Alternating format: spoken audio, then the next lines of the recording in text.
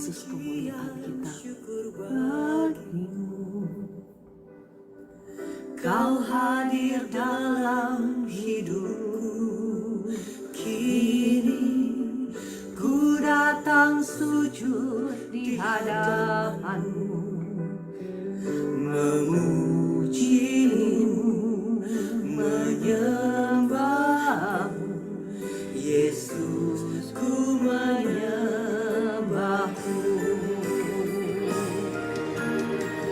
Segala pujian syukur bagimu. Kau hadir dalam hidupku, kini ku datang sujud di hadapanmu, memujimu, menyembahmu. Yesus, ku menyembahmu. Segala pujian syukur bagimu.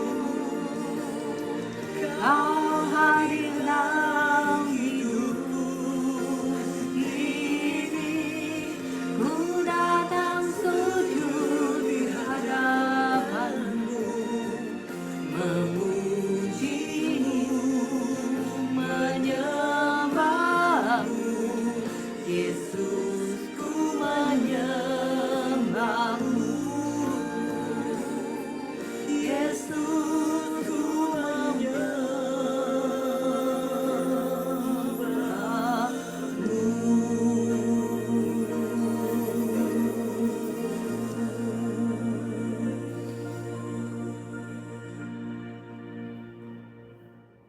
Ya Tuhan, Engkaulah kemuliaan kami ucap syukur pagi hari ini.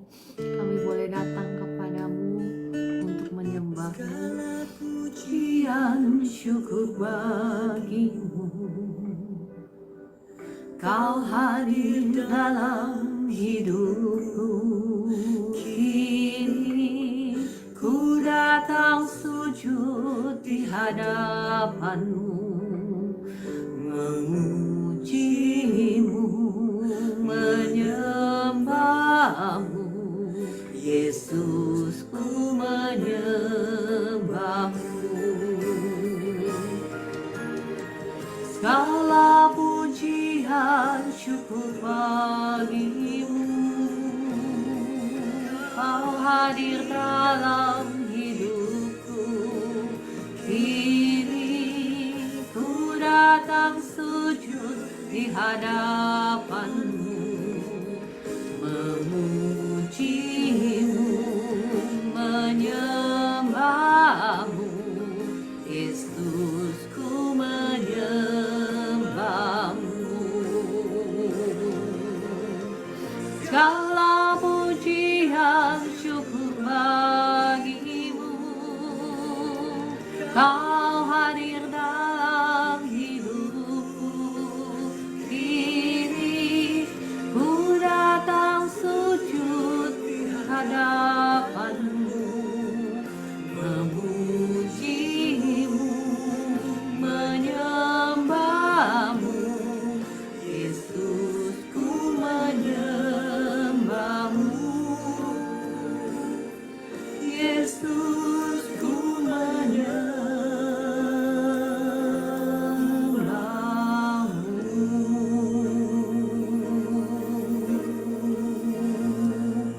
Ya Tuhan, Engkaulah satu-satunya yang layak untuk disembah, yang layak untuk ditinggikan.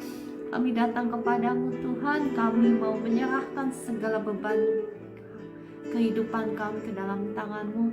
Kami mau fokus bukan kepada apa yang kelihatan, tetapi kami mau fokus untuk melihat kebesaran Tuhan kami, kedahsyatan Allah kami.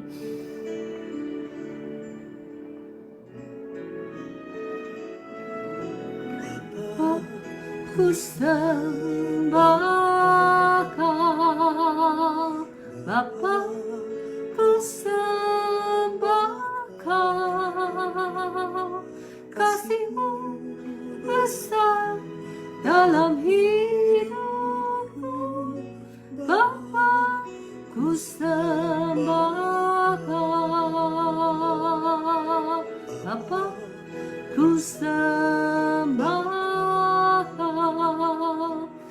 Bapa, ku sembah Kau, kasih-Mu besar dalam hidupku.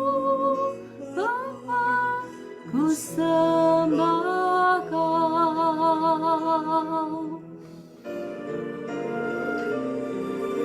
Yesus, ku cinta Kau. Yesus, ku cinta Kau. Kasih-Mu besar dalam hidupku. Yesus, ku cinta Kau. Kasih-Mu besar dalam hidupku. Yesus, ku cinta Kau. Yesus, ku cinta Kau.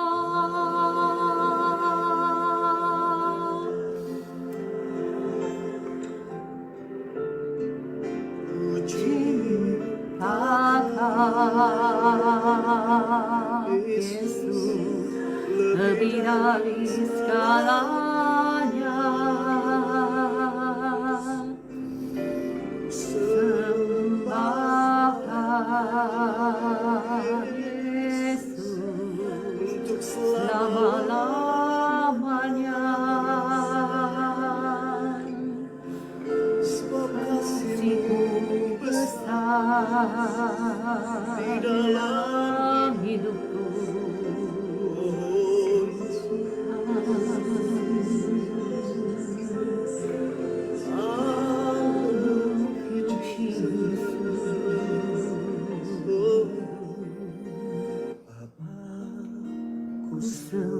Ku sembah Kau, Bapa, ku sembah Kau.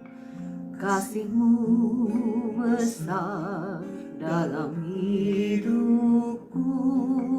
Bapa, ku sembah Kau. Bapa, ku sembah Kau. Oh Bapa, ku sembah Kau. Kasih-Mu besar dalam hidupku. Bapa, ku sembah Kau.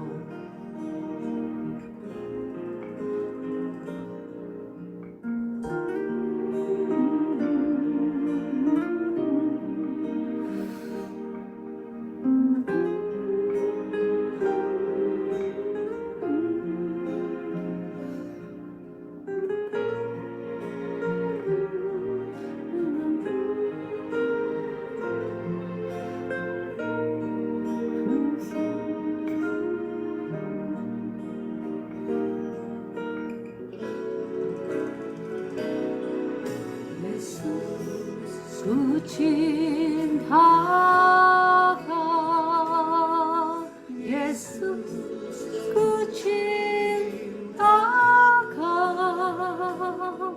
Kasih-Mu besar dalam hidupku. Yesus, ku cinta Kau. Kasih-Mu besar dalam hidupku. Yesus, ku cinta Kau. Kasih-Mu besar dalam hidupku. Yesus, ku cinta Kau.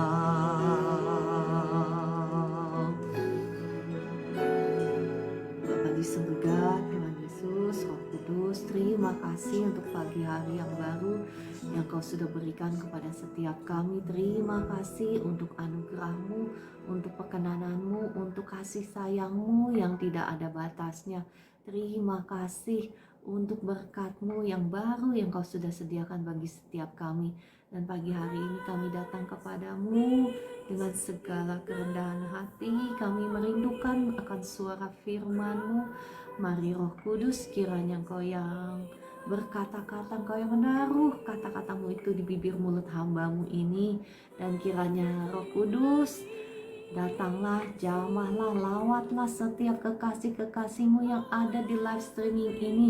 Terangi dengan kebenaran firman Tuhan sehingga kami boleh mengerti segala kuasa-kuasa yang menghalangi kami untuk mengerti firman-Mu. Kami sepakat, kami hancurkan, kami patahkan, kami usir keluar dalam nama Tuhan Yesus. Amin. Shalom Bapak Ibu yang dikasihi Tuhan, apa kabar pagi hari ini? Bu Esther kayaknya koneksinya lagi kurang bagus ya. Nggak apa-apa ya. Oke. Ya, shalom Bu Esther. Ya, dan semuanya, ada Kakak Meliana, ada Kakak Orlando, Ibu Evi Lampus, Cece Heni, shalom, terima kasih sudah bergabung ya. Dan Ibu Roberta, Kakak Bunda Ardin, Kakak Dewi, semangat. Dan Ibu Linda, terima kasih ya untuk kesaksiannya kemarin. Saya tersentuh, Tuhan begitu baik ya. Tuhan menyatakan kuasanya dan menyembuhkan Ibu Linda. Puji Tuhan, ya luar biasa kesaksian-kesaksiannya Ibu Linda. Terima kasih. Ada Ibu Rine, ada Ibu Christina, Kakak Meli, dan semuanya. Pagi hari ini kembali kita mau sama-sama belajar tentang hikmat Allah. Ya Bapak Ibu, hikmat Allah itu yang akan menentukan apakah kita bisa menikmati segala kebaikan yang Tuhan sudah sediakan bagi kita, bukan? Bukan Tuhan tidak memberi. Kalau Bapak Ibu ya sampai kepada pengertian ini ya, bahwa bukan Tuhan itu tidak baik, bukan Tuhan itu tidak murah hati, bukan Tuhan itu tidak menyediakan segala berkat-Nya. Kan ada tertulis di firman Tuhan bahwa Tuhan sudah menyediakan segala berkat-berkat rohani di dalam surga, sudah disediakan. Ya, jangan protes lagi. Kan itu berkat rohani, kan itu di dalam surga. Jangan protes lagi ya, karena kemarin saya sudah share. Karena segala sesuatu yang materi ini diciptakan dari yang rohani. Ya iyalah, Tuhan ngasihnya berkatnya di dalam rohani. Di surga itu sebetulnya dalam versi terjemahan New King James Version-nya, in the heavenly realms. Maksudnya apa? Dalam dunia roh ya. Bukan surga yang kita pikirkan, tetapi dalam kan kita ketahui ada langit pertama, ada langit kedua, langit ketiga. Nah, in the heavenly realms, dalam langit-langit ini, kalau mau bahasa tepatnya ya seperti itu ya, dalam dunia roh sudah diberkati kita itu. Nah, bagaimana caranya kita mengakses seluruh berkat itu menjadi milik kita? Itu kan pertanyaannya. Nah, untuk sampai ke situ, kita harus mau belajar hikmat Allah. Karena kata firman Tuhan, Tuhanlah yang memberikan hikmat. Jadi asal hikmat itu dari mana? Dari Tuhan sendiri. Tuhanlah yang memberikan hikmat. Amsal 2 berkata seperti itu ya, Amsal 2 ayat 6. Dari mulutnya datang keluar pengetahuan dan hikmat ya. Dari firman Allah sendiri keluar pengetahuan. Jadi kalau kita ingin menjadi orang-orang yang berhikmat, mau nggak mau kita harus belajar firman-Nya. Karena firman Tuhan adalah ya Allah sendiri, sumber daripada hikmat itu sendiri adalah firman Tuhan. Mungkin Bapak Ibu saat ini ada yang berpikir, lah nggak nyambung, sekarang saya lagi menghadapi masalah ini gitu. Tetapi nggak tertulis di firman Tuhan. Nanti kita mau sama-sama belajar ya. Sebentar saya mau cari musik dulu. Bapak Ibu boleh bantu saya tap-tap layar, boleh bantu saya share.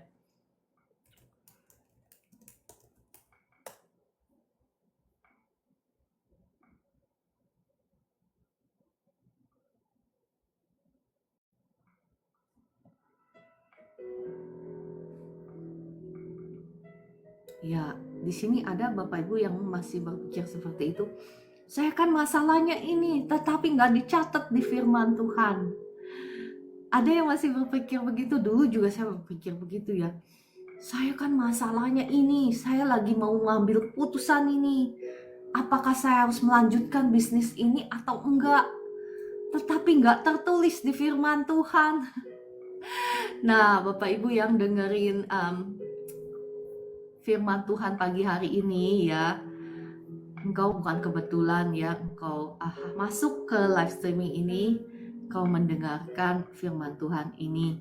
Mungkin engkau juga memiliki masalah yang sama, engkau harus mengambil keputusan, mungkin bukan dalam hal bisnis, mungkin dalam hal-hal tertentu ya, hal-hal yang penting dalam hidupmu. Misalnya contohnya, ada yang nanya sama saya, Bu, saya boleh investasi nggak di sini misalnya, di saham, atau misalnya di saham ini, atau misalnya di kripto, atau misalnya di properti. Itu kan nggak tercatat di firman Tuhan. Jadi gimana caranya? Oke, sebentar saya ganti dulu musiknya.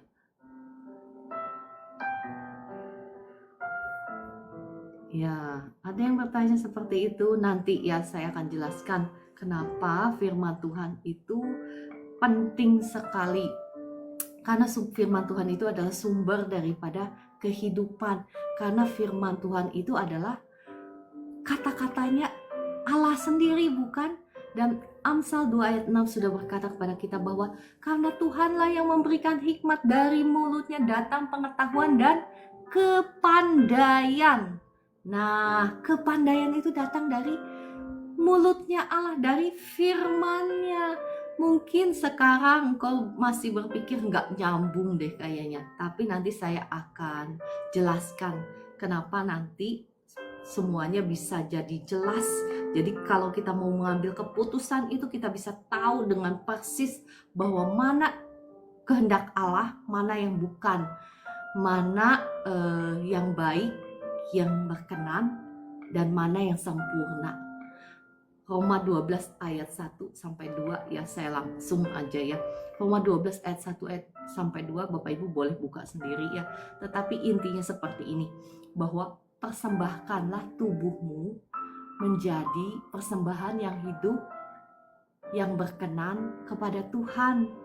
Itulah ibadahmu yang sejati. Dan janganlah menjadi serupa seperti dunia ini, tetapi berubahlah oleh pembaharuan budimu, sehingga engkau bisa membedakan mana yang baik, mana yang berkenan, dan mana yang sempurna, mana kehendak Allah yang baik, yang berkenan, dan yang sempurna. Jadi kehendak Allah itu ya, ada yang baik, ada yang berkenan, ada yang sempurna. Ayo kita sama-sama buka deh ya. Sebentar saya buka dulu Alkitab suci saya ya. Roma 12 ayat 1 sampai 2. Ya, seperti tadi yang saya sudah bacakan, janganlah kamu menjadi serupa, ayat kedua ya, seperti dengan dunia ini, tetapi berubahlah oleh pembaharuan budimu, sehingga kamu dapat membedakan mana kehendak Allah, apa yang baik. Perhatikan, ada urutannya, yang baik dulu ya, ada yang berkenan kepada Allah, dan yang sempurna ada urutannya. Kadang kalau kita diperhadapkan kepada pilihan-pilihan di dalam kehidupan kita, entah itu mau memilih bisnis apa, misalnya mau memilih sekolah apa, mau milih investasi apa, dari berbagai macam investasi ya, misalnya ada misalnya beli saham, beli properti, beli misalnya kripto, beli misalnya bisnis ya. Ketika kita diperhadapkan kepada berbagai macam pilihan, kita juga membutuhkan hikmat Allah, bukan? Ada misalnya investasi bisnis A menguntungkan, tetapi untungnya cuma 10% setahun misal. Tetapi misalnya ada bisnis B ini sama-sama menguntungkan, tetapi bisnis B itu bisa menghasilkan keuntungan 30% misal setahun. Misalnya, oh saya ada alternatif lain, ada investasi ini, saya nggak perlu kerja, nggak perlu ngapa-ngapain, tetapi saya tahu persis dalam tahun ke depan misalnya, ini bisa untung 100%. Atau misalnya saya tahu dengan investasi misalnya ini ya, saya tahu dalam 10 tahun ke depan ini bisa menghasilkan keuntungan 1000%. Nah, hal-hal seperti itu mungkin Bapak Ibu berpikir, itu kan gak dicatat di firman Tuhan. Gimana sih Bu Ciara bilang kalau kita mau menajamkan karunia hikmat daripada Tuhan, kita harus bergaul dengan firman Tuhan. Nyambungnya dari mana? Benangnya dari mana gitu ya? Ada yang berpikir seperti itu? Ayo, saya mau tahu. Kalau ada dari Bapak Ibu yang berpikir seperti itu, ketik di komentar saya. Jadi saya tahu ya apa yang saya bicarakan ini nyambung dengan Bapak Ibu. Ya, terima kasih kejujurannya Kakak Permata, Kakak Dewi, Ibu Esther, ya, Kakak Meliana, Kakak Orlando. Oh, ternyata nyambung sekali ya. Terima kasih untuk responnya, berarti nyambung banget apa yang saya ngomong. Dulu juga saya nggak paham ya, saya ceritakan. Dulu itu, bukannya Tuhan nggak berbicara sama saya. Tuhan itu kan kemarin saya sudah kasih kesaksian ya, bukannya Tuhan gak berbicara kepada saya. Semenjak saya lulus kuliah, saya mulai kerja, Tuhan selalu berbicara. Tuhan selalu ngasih mimpi. Jadi kalau misalnya saya mau masuk ke dalam ya bisnis, atau misalnya besokan ada orang mau datang minjem duit, atau pokoknya yang berhubungan dengan itu, Tuhan selalu berbicara. Seingat saya tidak pernah deh kayaknya Tuhan nggak ngomong ya. Atau mungkin pernah, saya nggak tahu ya. Tetapi seingat saya, Tuhan itu selalu ngomong, bahkan hal-hal yang kecil, yang duitnya kecil gitu ya. Tuhan selalu ngasih tahu saya, entah ngasih mimpi lah, entah ngasih apa. Tapi biasanya mimpi saya selalu dikasih tahu. Tetapi saya itu selalu waktu dulu sebelum saya benar-benar bergaul erat dengan firman Tuhan, saya itu maksudnya ya 50-50 lah, di antara 100% Tuhan ngasih tahu saya, 50% saya gagal. Jadi boleh dikatakan ya hampir 50% gagal lah. Jadi maksud saya gagal itu kenapa? Walaupun saya sudah mendengar peringatan Tuhan, walaupun saya sudah dikasih tahu sama Tuhan, tetapi saya kecolongan. Kenapa kecolongan? Nah, itu ya. Kenapa kecolongan itu penting Bapak Ibu. Kita bahas kembali ya, Roma 12 ayat 1 sampai 2. Kuncinya ini. Sebetulnya ada bahan yang saya mau bagikan kepada Bapak Ibu, tetapi saya mengalir dengan Roh Kudus ya. Sebetulnya bahan yang saya sudah persiapkan itu panjang catatannya, tetapi seperti Bapak Ibu lihat, saya akan mengalir dengan Roh Kudus. Jadi saya nggak bahas itu, saya bahas ini aja. Yang saya percaya Roh Kudus tuntun saya untuk supaya Bapak Ibu paham pentingnya kita bergaul dengan firman, kita mengetahui kehendak Allah, dan pentingnya bagi kita untuk menguduskan diri. Kenapa dulu Tuhan selalu ngasih tahu saya tetapi saya selalu gagal, atau saya nggak sensitif, atau saya salah menerjemahkan? Kenapa? Karena ini kuncinya sebetulnya, kembali lagi ke Roma 12 ayat 1-2 ya. Karena itu saudara-saudara, demi kemurahan Allah aku menasihatkan kamu supaya kamu mempersembahkan tubuhmu sebagai persembahan yang hidup, yang kudus. Perhatikan, yang hidup, yang kudus, dan yang berkenan kepada Allah. Itu adalah ibadahmu yang sejati. Bapak Ibu pernah dengarkan bagaimana saya membagikan firman Tuhan tentang berkat orang yang beribadah? Pernah dengar atau enggak?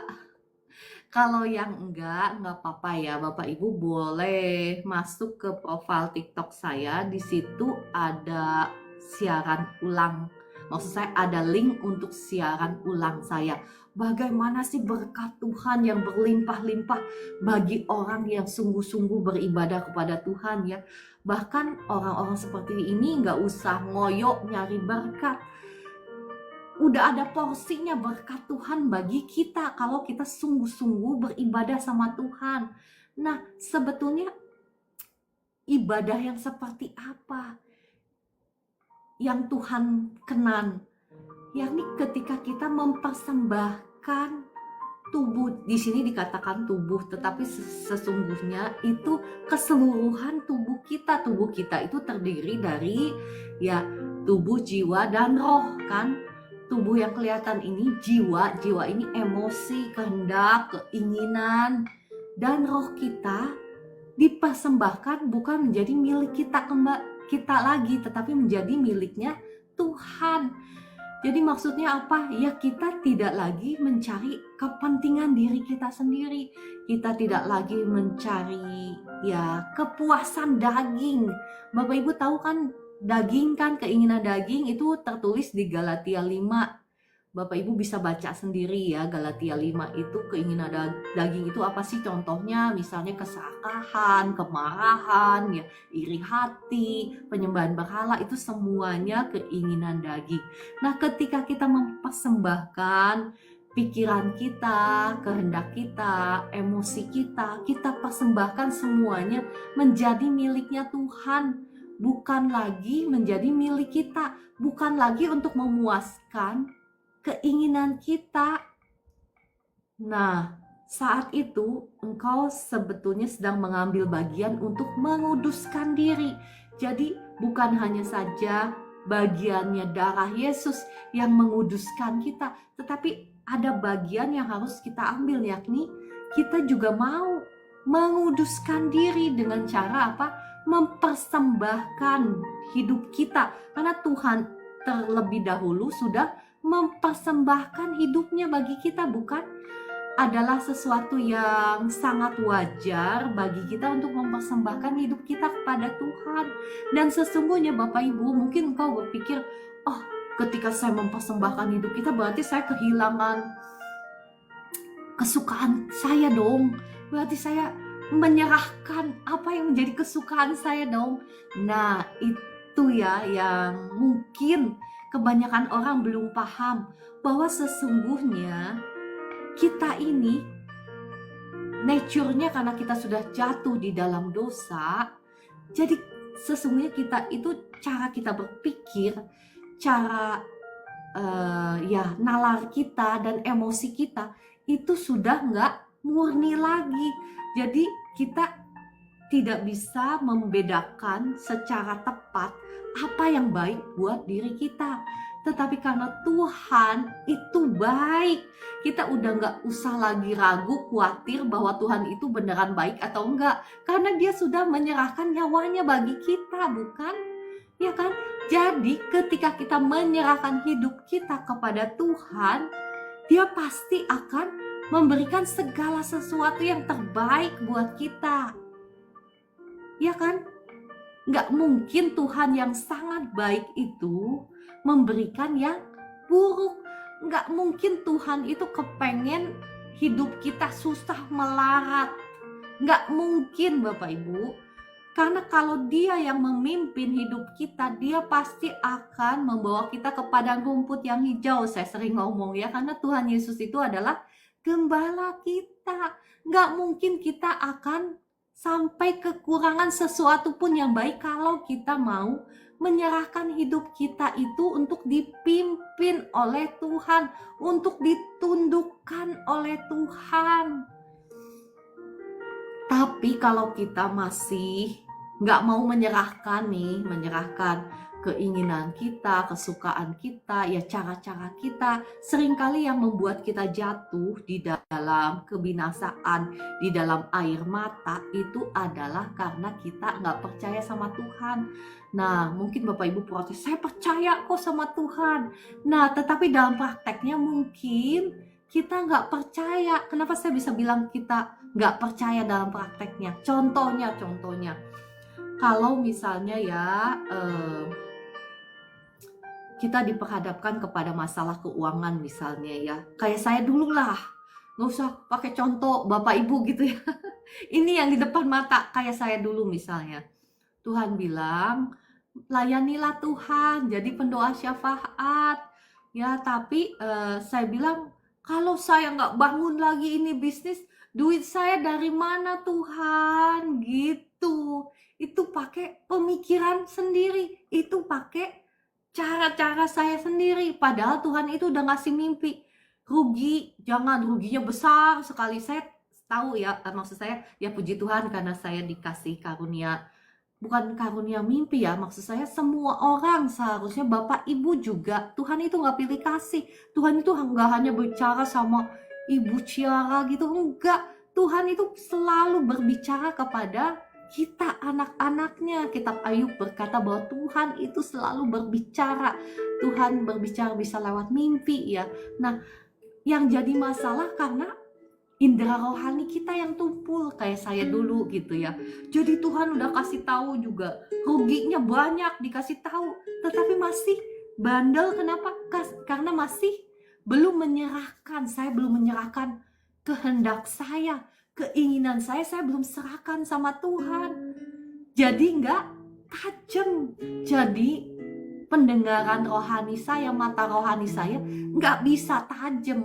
Kenapa? Karena saya belum menyerahkan keinginan saya, kehendak saya, ya emosi saya, cara-cara saya bekerja. Saya masih mengandalkan diri saya sendiri. Nah, kalau saya, walaupun Tuhan sangat mengasihi saya gitu ya, ya kan kurang mengasihi apa sih? Dikasih tahu kalau mau rugi.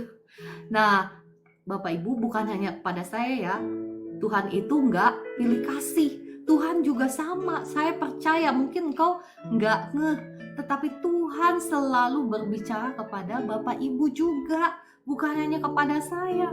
Nah, bedanya kenapa kita nggak nangkep itu, sekali lagi, kalau engkau mau tajam indera rohanimu, bisa mendengar suara Tuhan, bisa tahu langsung, oh duit saya ini yang tinggal segini ini, itu misalnya mau bisnis apa, atau mau bagaimana caranya saya melunasi hutang-hutang saya, yang secara kelihatan, secara apa yang kelihatan itu nggak masuk akal, misalnya dengan sumber dayamu, engkau harus mau dulu menundukkan.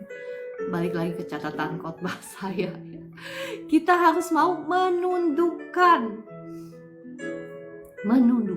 keinginan kita. Oke, ya. Nah, 2 Korintus 10 ayat 5 berkata seperti ini. Kami mematahkan setiap siasat orang dan merubuhkan setiap kubu yang dibangun oleh keangkuhan manusia untuk menentang pengenalan akan Allah. Perhatikan, kami menawan segala pikiran dan menaklukkannya kepada Kristus.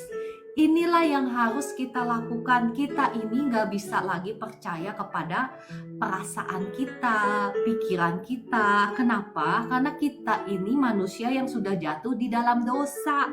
Jadi cara kita berpikir, cara kita menilai sesuatu itu nggak lagi tepat. ya. Makanya kitab Yeremia 17 ayat 9 berkata seperti ini, betapa liciknya hati, lebih licik daripada segala sesuatu.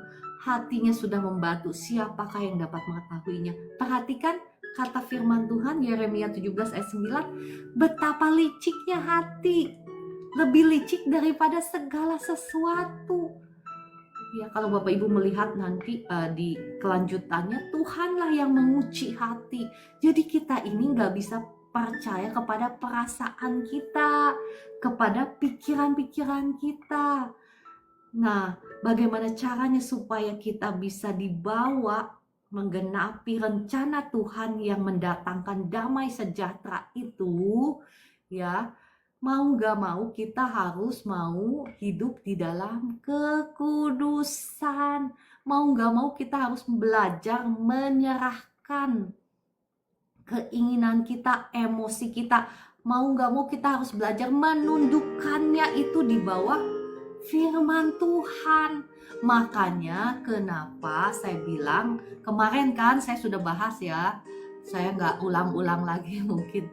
Ya, kemarin saya sudah bahas bagaimana caranya supaya kita mau bisa mendengar dengan jelas pimpinan hikmat Allah yang bisa menolong kita untuk mengambil keputusan secara tepat dalam setiap keadaan. Kita bisa membedakan mana yang baik, seperti yang tadi dikatakan di Roma 12 ayat 2, mana yang baik, mana yang berkenan, dan mana yang sempurna. Karena ya Tuhan itu sekali lagi ya memberikan kepada kita pilihan bebas, Bapak Ibu. Tuhan itu nggak kayak diktator yang ngomong sama Bapak Ibu. Misalnya, hey Ciara, kamu ini invest di sini saja, kamu harus invest di sini. Enggak, Tuhan itu kreatif ya, dan Dia itu memberikan kita free will, kehendak bebas. Apa yang harus kita lakukan, apa yang mau kita lakukan, dan setiap pilihan yang kita ambil itu akan ada akibatnya, akan ada resikonya, dan akan ada buahnya. Tuhan bukan seperti, ya dulu saya berpikir seperti itu ya, Tuhan tolong misalnya ya karena saya seumur itu ya, seumur hidup itu kan bisnis melulu ya, sampai Tuhan suruh melayani Tuhan. Jadi sepanjang kehidupan saya itu bisnis. Jadi setiap kali saya ada masalah, ya biasanya sih masalah bisnis ya, saya datang sama Tuhan. Tuhan, apa yang harus saya lakukan? Tapi karena saya sendiri yang membatasi Tuhan, nah perhatikan Bapak Ibu, jangan membatasi Tuhan ya. Belajar dari kesalahan saya, jadi Bapak Ibu jangan mengulang kesalahan yang sama seperti saya. Misalnya karena saya ini dulu itu kan di dunia properti ya kan. Jadi cara saya berpikir itu terbatas dengan properti lagi, investasi, properti, proyek, properti gitu ya. Jadi gak ke yang lain-lain. Nah, saya datang sama Tuhan biasanya hanya fokus dengan properti. Misalnya, Tuhan, properti A nih sama properti B nih, mana bagusan mana. Nah, itu yang saya tanyakan. Atau misalnya saya tanya begini, Tuhan, boleh nggak saya invest di properti A misalnya? Atau boleh nggak saya invest di project B? Nah, itu yang biasa saya lakukan kepada Tuhan. Padahal sesungguhnya ya, itu saya sedang membatasi Tuhan. Karena saya bertanya seperti itu, maka Tuhan menjawabnya seperti itu juga. Misalnya saya nanya, Tuhan, proyek A nih, saya boleh masuk apa enggak? Nah, Tuhan jawab, kalau enggak boleh, kalau akan rugi, Tuhan kasih tahu bahwa ini akan rugi. Saya sudah tahu, saya sudah belajar bagaimana Tuhan berbicara dengan melatih indera rohani saya. Sekali lagi ya, saya sudah kemarin sudah ngomong bahwa indera rohani kita itu harus dilatih. Nah, demikian pula karena indera rohani saya sudah terlatih, saya sudah tahu banget bahwa ini misalnya proyek bakalan ruginya gede banget. Tuhan juga kasih tahu, saya udah tahu misalnya, bahwa ruginya akan gede sekali, atau misalnya ruginya kecil. Saya udah tahu itu bahasanya ya, bahasa bagaimana Tuhan berbicara kepada saya. Nah, kalau misalnya biasanya Tuhan gak berbicara apa-apa, berarti itu lampu hijau, nggak ngasih tahu bahwa itu akan rugi. Atau misalnya Tuhan ngasih dalam insting saya udah langsung tahu bahwa proyek ini bakalan menguntungkan. Saya ingat dulu ya, ada satu proyek ya, saya ini biasanya teman-teman ya gabungan gitu ya, konsorsium, itu yang biasanya saya lakukan. Tuhan kasih insting gitu ya, itu Tuhan kasih insting, berbicara lewat insting.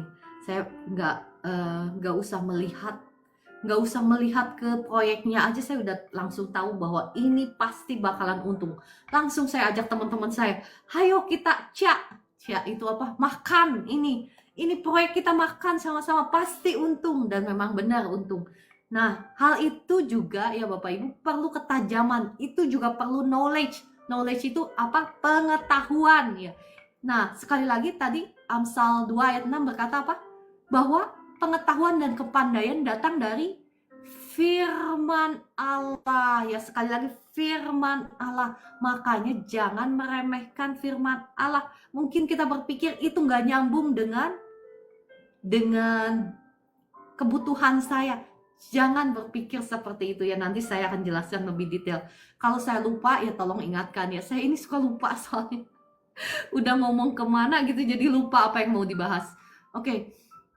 Nah, ketajaman itu juga butuh kepandaian, butuh pengetahuan. Nah, di mana kita bergelut di situ ya, Tuhan akan tambahkan pengetahuan dan kepandaian. Oke, sekali lagi saya balik lagi kepada pembahasan firman Tuhan ya, bahwa Tuhan yang bisa memberitahukan kepada kita ketajaman dan ketepatan untuk kita mengambil keputusan. Ada satu proyek lagi ya, jauh, padahal tempatnya jauh sekali. Saya belum pernah lihat ke proyeknya, saya belum pernah lihat ke tempatnya. Bapak Ibu tahu kan kalau misalnya orang mau invest sesuatu yang belum pernah lihat, itu namanya beli kucing dalam karung. Tetapi Tuhan bisa berikan satu ketepatan, satu dimensi di mana kita bisa tahu dengan persis bahwa ini pasti menguntungkan. Dan ketika saya masuk, memang nggak pakai waktu lama, dalam waktu 1 tahun langsung itu menguntungkan sekali ya. Untungnya bisa berapa persen ya, nggak pakai lama, nggak pakai setahun, mungkin bisa 100%. Nah, hal-hal seperti itu Bapak Ibu ya, kalau engkau ingin memiliki ketajaman dalam mengambil keputusan, dalam mengetahui mana yang baik, sekali lagi ya, mana yang baik, mana yang berkenan, dan mana yang sempurna. Sekali lagi ya, jangan membatasi Tuhan. Iya kan, poinnya itu kan yang saya lagi cerita. Mohon maaf saya lupa, jadi saya loncat-loncat kemana-mana. Ketika saya ngomong bahwa Tuhan, bolehkah ini ya, itu saya sedang sebetulnya nggak salah nanya seperti itu. Kayak saya nggak salah kan, saya dikasih tahu Tuhan biasanya kalau itu rugi, dan itu memang beneran rugi ya. Saya ingat saya waktu dulu kan main ya properti, waktu dulu ya, sekarang sudah pensiunan gitu ya kan. Waktu dulu Tuhan kasih tahu ya, saya ditawari tanah yang gede dan murah sekali ya, murah sekali, sampai saya mau kasih tahu ke orang lain, ngomong tanah yang murah sekali. Nah, kenapa nggak beli? Karena Tuhan kasih mimpi bahwa itu rugi. Dan setelah selidik ternyata memang itu ada, bukan di sini ya, saya bicara itu di luar. Jadi di luar itu ada namanya, di sini juga sama kali, di Indonesia juga ya, ada ketentuan, peraturan yang tidak mengizinkan bahwa tanah itu dibangun untuk sesuai seperti apa yang saya mimpikan gitu istilahnya. Jadi kalaupun beli tanah itu murah ya percuma juga gitu istilahnya ya. Nah, kita melihatkan betapa Tuhan itu precise itu apa ya, Tuhan itu melihat apa yang tidak kita lihat, bukan? Makanya Bapak Ibu, engkau itu jangan mengandalkan matamu, indera matamu ini yang terbatas, yang hanya bisa melihat berapa meter gitu ya, atau berapa kilometer. Jangan mengandalkan indera telingamu yang hanya bisa mendengar suara yang, ya suara-suara yang materi. Tetapi kita harus mengandalkan matanya Tuhan, telinganya Tuhan. Makanya Mazmur 16 itu gak salah kan, yang saya sering ulang-ulang, I have always set the Lord before me. Saya selalu, apa bahasa Indonesianya saya lupa. Bapak Ibu yang ingat bahasa Indonesianya apa? Saya selalu menempatkan Tuhan di, coba kita lihatlah ya bahasa Indonesianya. Mazmur, sebentar ya, saya buka kitab suci saya ya. Maksudnya laptop suci saya, sebentar saya buka. Mazmur 16. Ayo Bapak Ibu yang ingat, saya kan setiap hari, hampir setiap hari saya ulang-ulang itu firman Tuhan. Mazmur 16.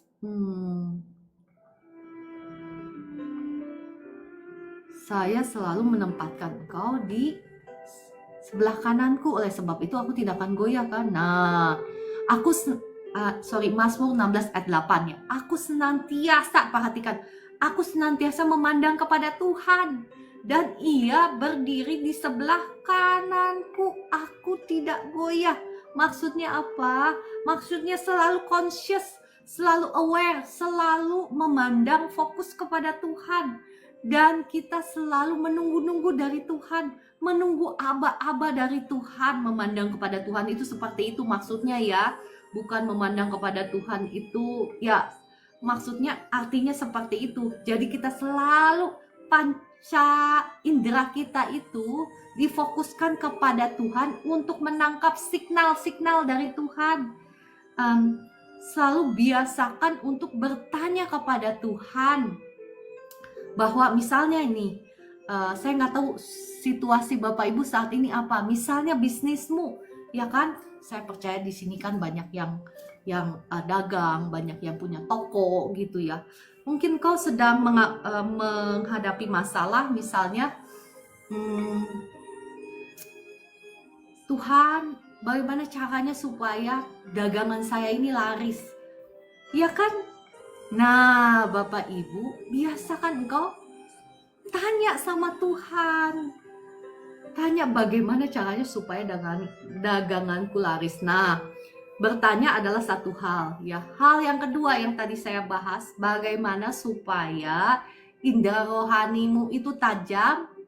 Apa yang harus engkau dan saya lakukan? Mau gak mau, kita harus mau menundukkan pikiran-pikiran kita, menundukkan perasaan kita, emosi kita, kesenangan kita. Semuanya harus tunduk dulu di bawah firman Tuhan. Firman Tuhan itu yang harus memerintah di hati kita, di pikiran kita, supaya kita ini bisa mendengar pimpinan Tuhan, hikmat Tuhan dengan ketepatan. Karena percuma Bapak Ibu ya, percuma engkau mendengar suara Tuhan, tetapi engkau itu nggak ngerti artinya.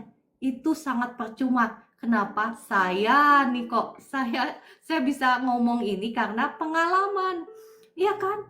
Saya sudah jelaskan bahwa dari awal saya kerja, ya Tuhan itu sudah selalu berbicara kepada saya. Tetapi karena saya salah interpretasi lah, karena saya mengandalkan diri sendiri lah ya. Jadi saya nggak bisa mengerti dengan tepat apa yang Tuhan mau. Nggak jelas gitu loh. Walaupun Tuhan ngomong, tetapi maksud saya bukannya Tuhan nggak kepengen saya tahu. Tuhan itu sayang sekali sama saya, bukan hanya sama saya, sama Bapak Ibu semua. Tuhan itu sangat mengasihi Bapak Ibu. Tuhan itu kepengen engkau itu prosper. Prosper itu apa? Makmur ya. Bukan hanya saja tunggu di surga, engkau bahagia. Tuhan itu kepengen Anda diberkati juga di dunia. Kalau enggak, buat apa dia mati di kayu salib menebus dan menghapuskan dosa-dosamu. Buat apa? Kata firman Tuhan ya, dia dibuat menjadi miskin supaya di dalam kemiskinannya engkau menjadi kaya. Itu semua harga yang Tuhan Yesus sudah bayar di atas kayu salib. Tetapi supaya kita menyelaraskan hidup kita, menyelaraskan ya langkah-langkah kita dengan rencananya Tuhan, maka mau nggak mau ada bagian-bagian yang harus kita lakukan. Salah satunya yang nggak boleh enggak itu Roma 12 ayat 1 sampai 2 itu. Ya, sebetulnya catatan khotbah saya itu panjang sekali ya. Tetapi kayaknya sekarang saya sama sekali nggak bahas apa yang saya mau khotbahkan. Tetapi nggak apa-apa, saya percaya ini adalah isi hatinya Roh Kudus untuk Bapak Ibu semua ya. Bahwa mau nggak mau kalau kita mau melatih supaya indera rohani kita tajam, kita bisa membedakan mana yang seperti saya bilang ya, bisnis A untung 10%, bisnis B untung 20%, bisnis C ini semua yang ada di meja saya untung 30%. Atau ini misalnya investasi A nih nggak usah ngapa-ngapain, untung misalnya 100%. Misalnya ini investasi ini 10 tahun kemudian untung 1000% misalnya. Nah, untuk itu ya mau nggak mau engkau harus mau untuk menguduskan dirimu, mempersembahkan hidupmu untuk Tuhan. Karena Tuhan itu adalah Tuhan yang murah hati banget, iya kan Ibu Esther, Ibu Eli, Ibu Nana yang kemarin ikut pengurapan kan? Betapa Tuhan itu dengan limpahnya dia memberikan kepada setiap anak-anaknya. Bahkan dia itu ya gak memandang bahwa apakah engkau layak atau gak layak. Yang saya bukan hanya saja saya pelajari lewat firman, tetapi saya melihat dengan mata kepala saya sendiri bahwa Tuhan itu nggak melihat apakah misalnya kakak Dewi, kakak Orlando layak atau enggak sih saya berkati berlimpah-limpah. Enggak sama sekali. Tuhan itu nggak ngitung betapa misalnya banyaknya kesalahan kita gitu ya, kesalahan dosa-dosa saya. Oh, si ini mah nggak layak diberkati karena dia itu dosanya banyak sekali. Enggak sama sekali, ya kan? Kalau Bapak Ibu, kalau kayak Bu Esther, Ibu Nana, Ibu Eli ya, yang kemarin ikut pengurapan, betapa Tuhan itu dahsyatnya, murah hatinya, memberikan kepada kita berlimpah-limpah. Kenapa? Karena dia itu unlimited, dia itu kayaknya unlimited. Kenapa dia bisa begitu murah hati? Karena ya bagi dia kekayaan is nothing. Nothing itu gak ada apa-apanya kekayaan. Nah kitanya ironisnya umat Tuhan ya, yang nyembah Tuhan, yang ngakunya percaya Tuhan, kita ini ngaku percaya di mulut, tetapi dalam kelakuan kita berkata bahwa kita gak percaya. Kenapa begitu? Ya contohnya saya kan, saya dibilangin suruh melayani Tuhan tetap aja ngandalin ini nih. Akhirnya rugi juga, ya rugi. Karena ya dengan jelas-jelas mengignore atau mengacuhkan apa yang Tuhan sudah kasih peringatkan. Betul kan? Nah, mungkin Bapak Ibu juga ada di situasi yang sama seperti saya. Mungkin seperti saya dulu gitu ya. Kita ngakunya percaya sama Tuhan, tetapi lebih percaya pada apa yang kelihatan. Lebih percaya kepada gaji kita, lebih percaya kepada rekening bank kita, lebih percaya kepada ya pengetahuan kita. Kalau menurut saya nih, ini yang benar Tuhan. Kalau menurut saya, Tuhan tolonglah berikan saya proyek ini, Tuhan berikan saya proyek ini. Kalau kata Tuhan mah, tenang anakku, aku punya yang lebih baik buat engkau. Tetapi kita nangis-nangis, enggak Tuhan, ini yang terbaik buat saya. Kenyataannya, bukankah seringkali kita seperti itu, bukan? Tetapi di mulut kita bilang, percaya sama Tuhan. Bukan begitu ya kan? Ya, Oke, Bapak Ibu, sudah hampir pukul 5 ya. Saya sudahi dulu sampai di sini, kita lanjutkan besok. Ya, saya percaya bahwa hikmat ini adalah sesuatu yang sangat esensial, Bapak Ibu. Esensial itu apa? Penting sekali bagi kita umat Tuhan untuk kita harus miliki. Kalau kita kepengen hidup kita ya bukan hanya diberkati, tetapi hidup kita mengalami kebahagiaan, bukan? Ya kan, bahkan anak cucu kita supaya mengalami kebahagiaan, mengalami berkat Tuhan, kita mau gak mau harus punya hikmat ini. Kita harus mau dipimpin oleh Tuhan. Bahkan saya mendengarkan kesaksian-kesaksian ya, bagaimana Tuhan memberikan mimpi kepada orang-orang yang ya hamba-hamba Tuhan yang profetik, bagaimana diberitahukan apa yang akan terjadi di masa yang akan datang, masa-masa kesusahan. Saat itu kita nggak bisa ngandalin apa-apa, tetapi ngandalin pimpinan dari Tuhan, ngandalin hikmat dari Tuhan. Ya kan, pada saat-saat zaman kesusahan di mana mungkin saat itu internet nggak ada atau apa nggak ada, ya kan? Waktu itu kita harus benar-benar mengandalkan Tuhan karena ya sebetulnya Tuhan kita itu nggak terbatas. Apa sih yang harus kita khawatirkan sesungguhnya ya? Kalau kita benar-benar percaya sama Tuhan, kita benar-benar mau menyerahkan hidup kita, bukan lagi dipakai untuk kesenangan kita, kesukaan kita, nggak lagi pakai ngiri-ngirian, nggak pakai pelit-pelitan, nggak pakai apa ya, ya serakah ya. Kita mau serahkan semuanya sama Tuhan. Kita juga hidup kita menjadi hidup yang ya nggak perlu khawatir lagi, karena kita tahu bahwa hidup kita ada di tangan Tuhan. Kita ini miliknya Tuhan. Itu adalah tanggung jawab Tuhan untuk memelihara kita, tanggung jawab Tuhan untuk menunaikan janjinya, ya kan? Tetapi sekali lagi, kalau kita mau sampai kepada itu ya, bagaimana Tuhan memberkati Abraham berlimpah-limpah. Ingat bagaimana Abraham dipisahkan dari dunia ya, dari keluarganya, dari sanak familinya, dari kotanya. Itu adalah simbol bagaimana kita dipisahkan dari dunia. Bukan berarti kita keluar dari dunia, tetapi kita mau menguduskan diri kita. Kita nggak mau melakukan seperti apa yang orang dunia lakukan. Kita tidak mau mencari seperti apa yang orang dunia cari. Orang dunia cari apa sih? Apa yang kita makan, minum, pakai. Itu tok yang mereka cari. Kita nggak mau menjadi sama seperti orang dunia. Kita mau mencari apa yang berkenan kepada Tuhan, apa yang menyenangkan hati Tuhan, apa sih isi hatinya Tuhan. Kita juga mau cari itu. Ketika kita membuat perbedaan ya, maka saya percaya Tuhan itu terlebih setia.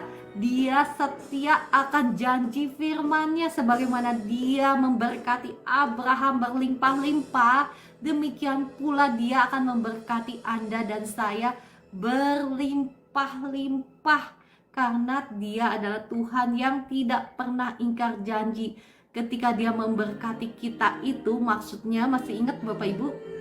Maksud Tuhan untuk memberkati kita adalah untuk meneguhkan perjanjiannya kepada leluhur kita Abraham.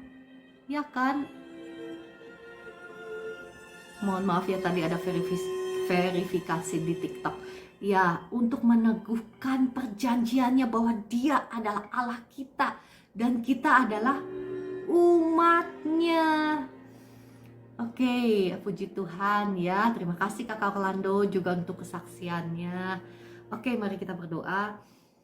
Roh Kudus, terima kasih Engkau yang sudah berbicara, Engkau yang sudah menerangi mata hati kami, membukakan mata hati kami sehingga kami boleh mengerti akan betapa pentingnya kekudusan, akan betapa pentingnya bagi kami untuk mengenal Engkau lewat firman-Mu, karena itulah yang akan memimpin kami, yang akan menolong kami, melatih indera rohani kami sehingga kami bisa mendengar pimpinanmu dengan tepat, dengan tajam, sehingga hidup kami bisa dipimpin mengalami kemenangan demi kemenangan dalam setiap aspek kehidupan kami, mengalami kemuliaan demi kemuliaan untuk menyatakan bahwa Engkau sungguh Tuhan Allah yang kami sembah itu, Tuhan Allah yang hidup, Tuhan Allah yang setia, yang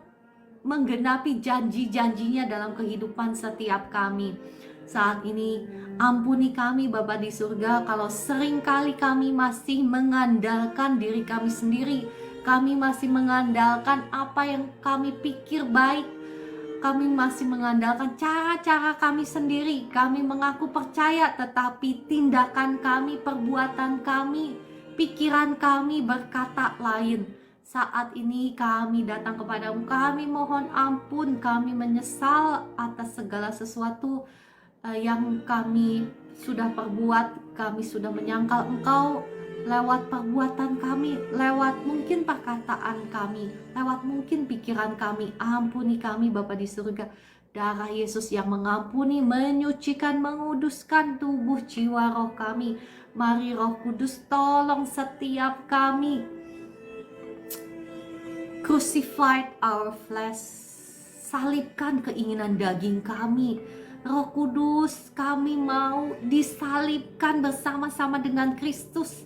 Biarlah keinginan daging kami disalibkan bersama-sama dengan Kristus. Dan kami yang saat ini ada, bukan lagi kami, tetapi Kristus yang hidup di dalam kami. Sehingga setiap langkah-langkah kami bisa dipimpin oleh hikmat-Mu, sehingga kami bisa menggenapi rencana-Mu dalam kehidupan setiap kami. Dalam nama Tuhan Yesus. Amin, amin, amin. Saya akan berdoa, doa berkat bagi Bapak Ibu semua. Darah Yesus yang membukakan tingkap-tingkap langit dan mencurahkan berkat Tuhan hingga berkelimpahan atas Bapak Ibu semua, dalam rumah tanggamu, dalam keluargamu, dalam kehidupanmu, dalam pekerjaanmu, dalam usahamu, dalam toko-tokomu. Segala sesuatu yang kau kerjakan di dalam kebenaran, segala sesuatu yang engkau usahakan, yang engkau investasikan menurut hikmat Allah, maka sama seperti Ishak menabur dan menuai 100 kali lipat, kami juga akan menuai 100 kali lipat dalam nama Tuhan Yesus. Terjadi, tergenapi dalam kehidupan kami. Terima kasih Bapa di surga, terima kasih Tuhan Yesus, terima kasih Roh Kudus.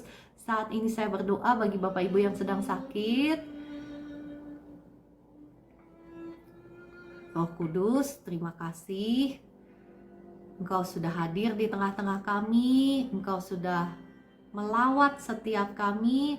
Saat ini hamba-Mu mohon, mari Roh Kudus, datanglah lebih dahsyat lagi, lawatlah setiap kami lebih dahsyat lagi, lebih lagi Roh Kudus, jamahlah setiap kami yang khawatir, kami yang takut, kami yang cemas, kami yang berbeban berat. Saat ini saya berdoa,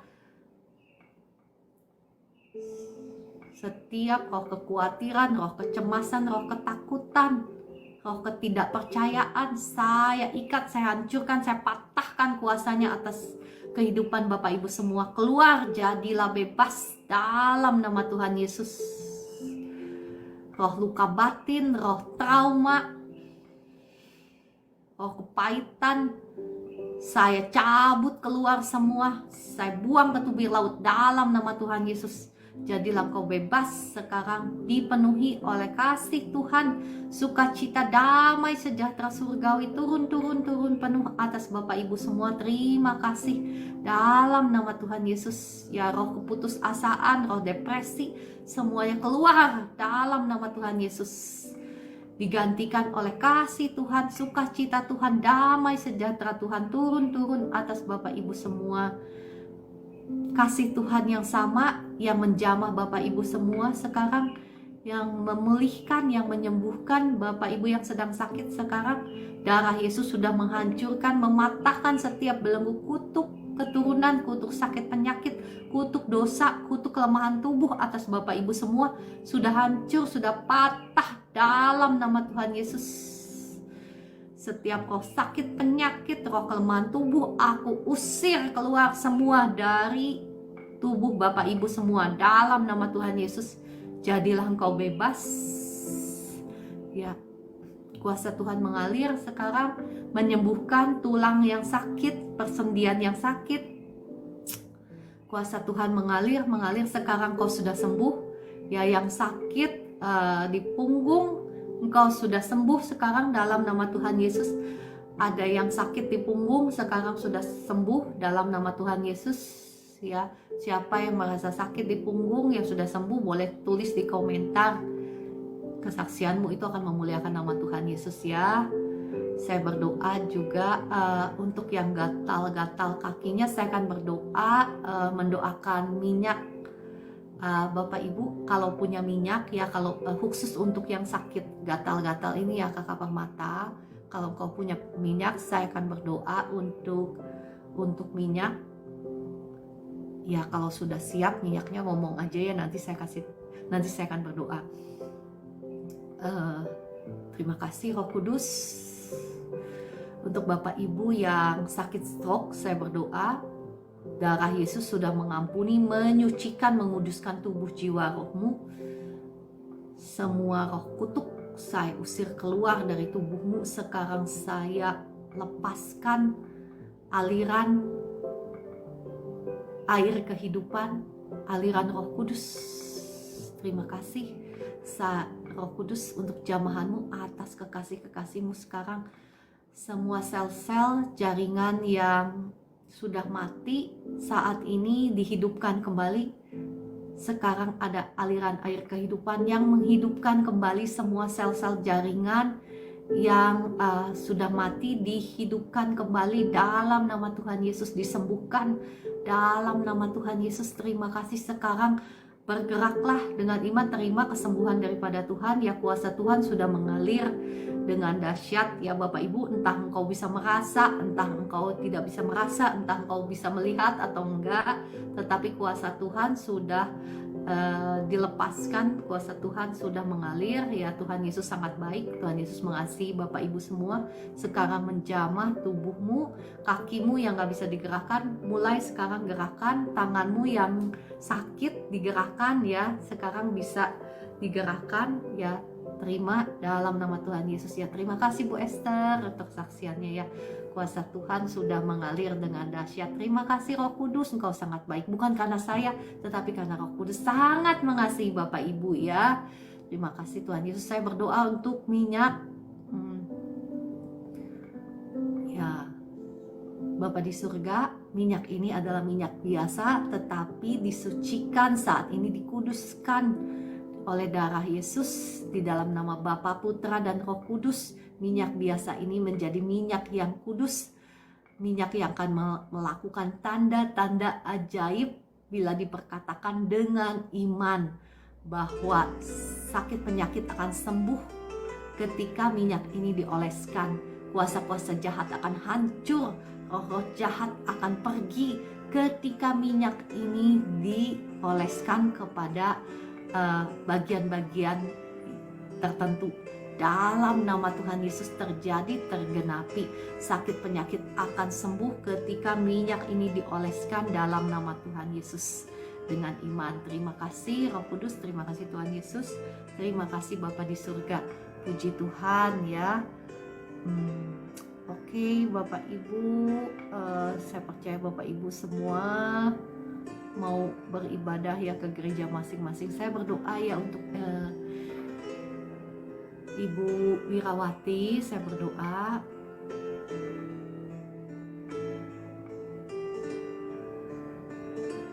untuk Ibu Wirawati dan suami ya dan keluarga. Bapa di surga, mohon belas kasihan-Mu atas Ibu Wirawati dan suami. Jangan takut ya Ibu Wirawati, itu yang saya rasakan dari Tuhan. Jangan takut, jangan khawatir. Tuhan akan memelihara, Tuhan akan buka jalan sehingga kau tidak akan kekurangan sesuatu pun yang baik. Cari Tuhan sungguh-sungguh Ya, takut akan Tuhan, engkau tidak akan kekurangan sesuatu pun yang baik. Jangan khawatir, jangan takut. Darah Yesus yang sudah mengampuni, menyucikan, menguduskan tubuh, jiwa, rohnya Ibu Wirawati dan suami, menghancurkan, mematahkan setiap belenggu kutuk dosa, kutuk sakit kutuk langit tembaga, kutuk masa depan, sudah hancur, sudah patah atas Ibu Wirawati dan suami dalam nama Tuhan Yesus. Semua roh penghalang berkat aku usir keluar dalam nama Tuhan Yesus. Terima kasih Tuhan untuk jalan keluar yang Kau sudah siapkan bagi Ibu Wirawati dan suami dalam nama Tuhan Yesus. Ibu Wirawati, ya jangan takut, jangan khawatir ya. Tuhan buka jalan.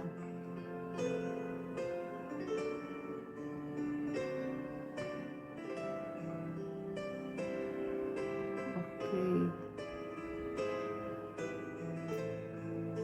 Ya, terima kasih semuanya.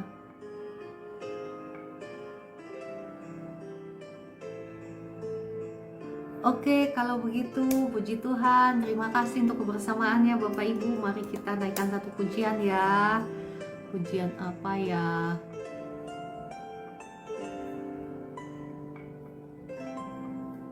Segala puji syukur lagi ya. Yesus, kemuliaan-Mu.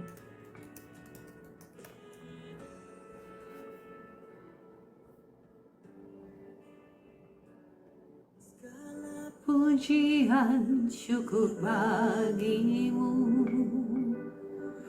Kau hadir dalam hidupku. Kini ku datang sujud di hadapan-Mu, memuji-Mu, menyembah-Mu. Yesus, ku menyembah-Mu.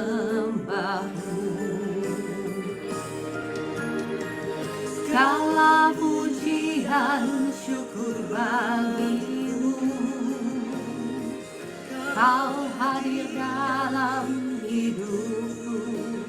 Kini ku datang sujud di hadapan-Mu, memuji-Mu, menyembah-Mu. Yesus, ku menyembah-Mu. Segala pujian syukur bagi-Mu. Kau hadir dalam hidupku. Kini ku datang sujud di hadapan-Mu, memuji-Mu, menyembah-Mu. Yesus, ku menyembah-Mu. Yesus, ku menyembah-Mu.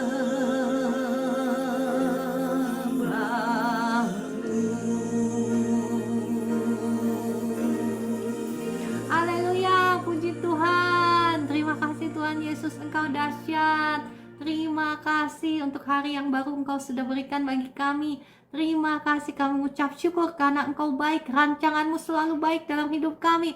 Terima kasih, kami percaya hari ini kami akan melihat pertolongan-Mu, kami akan melihat mukjizat-Mu, kami akan melihat kemenangan demi kemenangan dalam nama Tuhan Yesus. Terima kasih Roh Kudus, terima kasih Tuhan Yesus, terima kasih Bapa di surga. Ya, kalau saya ini ya Bapak Ibu, kalau muji Tuhan suka begitu, suka teriak-teriak sendiri. Sampai suami saya bilang, kamu ini kenapa? Kamu ini begini? Ya nggak apa-apa mau dibilang begini, saya memuji Tuhan. Ya, oke. Puji Tuhan, terima kasih Bapak Ibu sekali lagi untuk kebersamaannya. Sampai jumpa besok pagi pukul 4 pagi. Tuhan Yesus mengasihi Bapak Ibu semua. Tuhan Yesus memberkati Bapak Ibu semua. Dan terima kasih untuk Ibu Esther yang sudah mendoakan, Cece Heni yang sudah mendoakan, dan semua Bapak Ibu yang setia. Terima kasih, Tuhan Yesus memberkati semuanya. Terima kasih Kakak Cedel, Kakak Kristina, Kakak Dewi, tadi ada Ibu Vera, ada Ibu Rine, dan semuanya. Kakak Orlando, hore, 100K, hore. Oke, sampai jumpa besok pagi.